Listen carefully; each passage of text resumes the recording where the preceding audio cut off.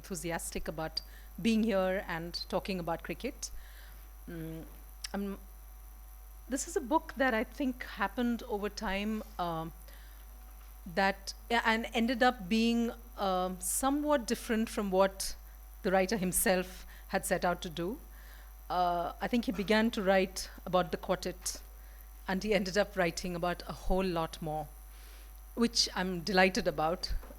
It's been a pleasure publishing the book. We've enjoyed it. My colleague Karthik, who's based in Bangalore and couldn't be here today, has worked with Anindya from the beginning, conceptualizing it together to publishing it. And I speak for him and for the rest of us at Westland when I say Westland Sport as an imprint is much enriched by the addition of this book. And so thank you so much, Anindya, and for making this trip across from Singapore to be here at the launch. They were in Bombay 2 days ago, Mumbai, doing the launch in that space, and now in Delhi. It is really a pleasure to have Mr. Abbas Baig and Mr. Dilip Doshi here to talk about the book. Thank you, everybody, for coming, and a great effort, Anindya. It's great to see a very dear friend, Abbas, here. And we have always admired people like Abbas from a distance. And I have the pleasure of being with, sharing the stage with him today. Thank you, Abbas. Thank you very much. Thank you, Rajaraman, for very kind words. I didn't realize today was that 40th anniversary of having, and that was the first time we beat Australia ever in a series. So that was good news. Thank you. Is spin a dying art? It is, and it isn't. I'll tell you why it is, because very few spinners are actually making an effort to spin the ball. There are plenty of slow bowlers and fewer spinners. The reason for that is the extraordinary advent of the T20 has put a fear in the spin bowlers, because when you spin a ball, it has to carry certain flight, because without the flight, the spin cannot carry itself anyway. And the grounds have become smaller, the bats have become heavier, and this is called putting a lot of fear into the bowlers. So younger bowlers, like let's say Kuldeep Yadav, he's a spinner of the ball, and unless he spins the ball, he will not stay in the game. So I feel bad for them, and some regulations have to be brought into the game, like boundaries have got to be slightly bigger, and the bats should not be as big as they are. There is a sweet spot all over the bat. There used to be a sweet spot in the middle of the bat, Abbas, as you remember, used to be in the middle. These days, even the edges will carry over the ground for a six. I think it's a bit unfair to spin bowlers. And I'm not talking as a spinner, I'm now talking as somebody who loves to watch the game.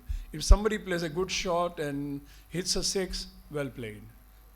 The spinner has beaten the batsman in the air, is taken an outside edge and gone over the field for a six. I think it's poor cricket. And the administrators need to really look at that. That is the thing I would say. Thank you very much, sir. Baig Saab, somebody who have... Can I? Yeah, sure. Sure. Sorry.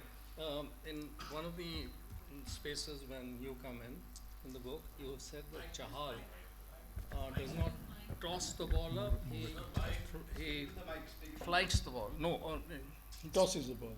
no, he doesn't toss the ball, he Yeah. does something else. Yeah. I thought he's a big tosser of the ball, isn't Chahal. he? He flights the ball, you say. Yeah, yeah. What is the difference of toss and flight? Yeah, this is very important. I think flighting the ball is more important than tossing. When we toss the ball, we actually have to put it there rather than spin it there. So when you flight the ball, there is a quick arm action which imparts the spin on the ball, and that spin makes the ball dip. And now when you toss the ball, you actually have to really don't have the chance to spin the ball, because tossing is done, there's a subtle difference between tossing and flighting. And so that's where when people toss the ball, the batsman has a lot of time to get to the pitch. And it doesn't, and you can still play it off the back because it doesn't carry the venom of the spin. That's the difference I find. Yeah.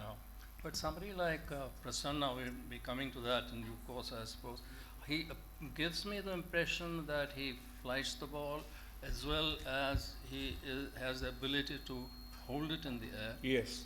And on at the time the ball pitches, it takes spin. Yes, so of course. I mean, for somebody to combine all the three arts would be. He was absolute master, and I've always thought that, and that also helped him. Pras, the truly great bowler that he was, had one advantage for this, that he was not a very tall gentleman. So that gives them an added advantage of tossing the ball while flighting it, because it's a rare quality which he had because of the size. If he was as tall as some of the other standard bowlers, he wouldn't have been able to do that. Like Anil Kumble. Like, yeah, and like you, yeah, some of the others before him. Anindya, I wanted to ask Abbas sir about the sweet spot, but we will get to that. Before we get into more nuances of spin bowling, this is a veritable masterclass that we are getting into. I want to know, why did you even write this book? I know it's a stupid question to ask at the beginning of a session, but why would you even want to write this book?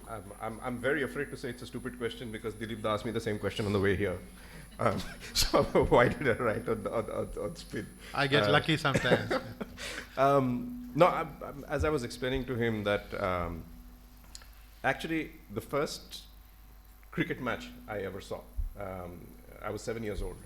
And I'm revealing my age, but 1974-75, India versus West Indies in Calcutta.